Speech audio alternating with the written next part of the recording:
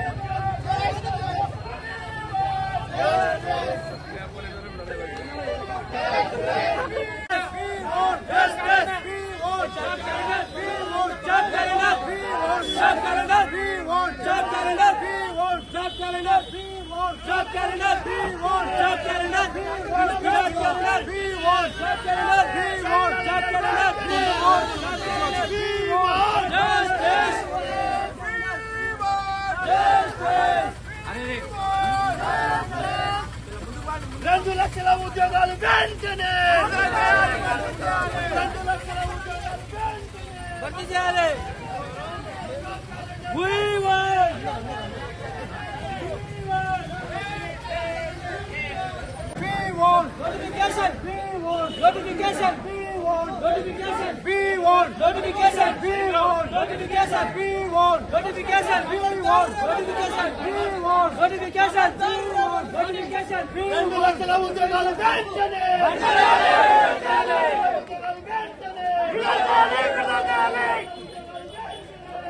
మమ్మల్ని ప్రశ్నించాలి కానీ మా మీద చెయ్యొద్దు. చెయ్యేసి అధికారం వాళ్ళకి లేదు. ఫ్రెండ్లీ పోలీస్ అంటారు కదా, ఫ్రెండ్లీ పోలీస్ అయితే ఇట్లా పట్టుకోవాలి, ఇట్లా పట్టుకోవాలి. ఫ్రెండ్లీ పోలీస్ అంటే ముద్దు పెట్టుకోవాలి. నా తమ్ముడు అన్నాడు కానీ ఫ్రెండ్లీ పోలీసు మా ప్రజాప్రభుత్వం అంటే ప్రతి ఒక్క వర్గాన్ని పట్టించుకోవాలి. అంటే అన్ని వర్గాలకు ఇల్లు కల్పించాలి. ఎవరిని కలిపారు మా ఇందిరమ్మ అని పెట్టుకుంటారు. గృహలక్ష్మి బాయ్ ఇందిరమ్మ పెట్టుకుడు. ఎవరిని పెట్టుకుంటాడు ఇందిరమ్మ? ఎవరికి ఇచ్చాడు? మరి ఇందాక అరెస్ట్ అయిన వాళ్ళని చాలా మందిని కూడా ఆటోలో తీసుకెళ్ళిండు. ఏ రకంగా ఏం చెప్తా? అది రజాకార వ్యవస్థ కంటే అసూట్ ఉంది. మా బాబాయ్ నిజం అన్న జర నయం గానీ వీళ్ళు ఇంకా నిరంకుశంగా పరిపాలించారు. ప్రజాప్రభుత్వం అనేది ఆ నిరంకుశత్వాన్ని వదులుకోవాలి. వదులుకోకపోతే నెక్స్ట్ వచ్చే ప్రభుత్వంలో కాంగ్రెస్ అనే పదే ఉండదు. మీరే వద్దంటారు ఉద్యోగాలు చాలా బాబు అని మీరే అంటారు. మాకెందుకు అట్లా? మాకు అర్థమై పిల్లలు లేరు, జాబు లేక వాడిస్తలేడు, మేమెందుకు అంటాం? వాళ్ళు తప్పించుకోనికే కాలం గడపనికే అట్లా ప్రకటిస్తున్నారు. అది మానుకోవాలి. వాళ్ళకి జాబ్ లేసి పైసలు ఇచ్చి నడపాలనే లేదు వాళ్ళకి. అది ఉంటే ఇట్లా చెప్పారు. ఎక్కడ ఇచ్చారు? 60,000 ఇచ్చి ఉంటే అదే అసెంబ్లీలో ఇగో మేము ఇచ్చాము, నీకు దమ్ము ధైర్యం ఉంటే చూపెట్టాలి కదా. ఇగో 60,000 ఇచ్చాము, 1,00,000 ఇచ్చాము అని చూపెట్టాలి కదా. ఏమైనా ఉందా? ప్రజాప్రతినిధుల అబద్ధాలు, ఎంత అబద్ధాలు అంటే వాళ్ళు అబద్ధాలు చెప్తారు. కానీ ఒక ఐఏఎస్ ఆఫీసరు ఇక్కడ లైబ్రరీకి వచ్చి ఆకునూరి మురళి నేనున్నాను, నేను మాటిస్తాను, ఆ ప్రభుత్వంలో రేవంత్ రెడ్డి దగ్గరుండి మీకు 2 లక్షలు కాదు, అవసరమైతే ఎన్ని నోటిఫికేషన్ ఇప్పిస్తాను అని మాట ఇచ్చినావు కదా. Akunuri Murali sir, IAS officer, నీకు సెల్యూట్. ఎందుకంటే ప్రజాప్రతినిధులు అబద్ధాల కంటే ఘోరమైన అబద్ధాలు చెప్పి మోసం చేసినావు కాబట్టి కనీసం ఉండాలి కదా. ఐఏఎస్ ఆఫీసరు నువ్వు ఎక్కడ పోతున్నావు? ఇదే లైబ్రరీలో ఎందుకు వచ్చినావు? మరి ఇదే లైబ్రరీ వచ్చి IAS officer Akunuri Murali sir గారు నేనున్నాను అని ఎందుకు చెప్పినావు? ఎందుకు చెప్పాల్సిన అవసరం ఏముంది? ఇంత ఘోరంగా మమ్మల్ని ఇంత ముంచాల్సిన అవసరం ఏమొచ్చింది? మీరే ఆలోచించండి. ఈ కాంగ్రెస్ ప్రభుత్వము తెలంగాణ ఇస్తామని చెప్పి ఎలా అయితే 2009లో ఎలాగైతే మోసం చేసిందో అదే మాట తిరుగుతూ 2 లక్షల ఉద్యోగాలు ఇస్తామని చెప్పి అదే విధంగా మమ్మల్ని ఘోరమైన మోసం చేసింది. గుర్తుపెట్టుకో రేవంత్ రెడ్డి సర్కార్, కాంగ్రెస్ ప్రభుత్వం. నేను ఒకటే అంటున్నా, నిరుద్యోగులు అనేది జగన్నాథ రథం లాంటి వాళ్ళు. మేము ఐక్యంగా చేరడానికి కొంత సమయం పడుతుంది, కానీ ఒక్కసారిగా ఆ రథం కదిలితే ఆ రథం ముంగట మీ కాంగ్రెస్ ప్రభుత్వము రాజకీయంగా 3 లోకల పాతలోకి పోతుంది. గుర్తుపెట్టుకో, ఆ రథం ముంగట ఆపడానికి ఎవరికి అంత కెపాసిటీ లేదు. గత ప్రభుత్వం ఎట్లా కుప్పకూలిందో చూసినావు కదా. మీరు కూడా ఆ నిరుద్యోగుల రథం ముంగట కుప్పకూలుతుందని ఈ మీడియా సాక్షిగా మా ఆవేశాలు, మా బాధలు, మా జాబ్ క్యాలెండర్ కోసం ఎంత దాగా ధర్నాలు చేస్తున్నామో ఈ మీడియా సాక్షి మీ ప్రభుత్వానికి, ప్రజాప్రతినిధులకి, ఈ స్వరాష్ట్రంలో తెలంగాణ అందరికీ చేరాలని మనవి చేస్తున్నాను. కానీ మేము చేసేది అందరూ దాదాపు 30 లక్షలు ఉంటే దాదాపు 2 లక్షలు 1 మార్క్స్తోనే లేదా హాఫ్ మార్క్స్తోనే ఆడిట్ అవుతారు. అలా అవ్వకూడదనే గత ప్రభుత్వము పెద్ద నోటిఫికేషన్ ఇవ్వమని మేము మొత్తుకుంటే ఇవ్వలేదు. కానీ కాంగ్రెస్ ప్రభుత్వము 2 లక్షలు ఒకేసారి ఇస్తాము, అది 6 మార్కులతో 1 మార్కుతో ఏదైతే మీకు జాబ్ మిస్ అవుతుందో ఈ వరదలో మీరు కొట్టుకొని పోవాలని, మీ తెలంగాణ ప్రభుత్వం వస్తేనే, తెలంగాణ రాష్ట్రంలో కాంగ్రెస్ ప్రభుత్వం వస్తేనే మీ భవిష్యత్ మారుతాని అందరి సాక్షిగా సభలో అందరి ముంగట రేవంత్ రెడ్డి ఏదైతే అన్నాడో అదే నోటిఫికేషన్, అదే 2 లక్షలు ఇవ్వమని మేము అడగడం తప్ప శ్రీధర్ బాబు ఇప్పుడు గవర్నమెంట్ లో ప్రభుత్వంలో మేము నోటిఫికేషన్ ఇవ్వలేము, ప్రైవేట్ జాబ్ చూసుకొని అన్నావు.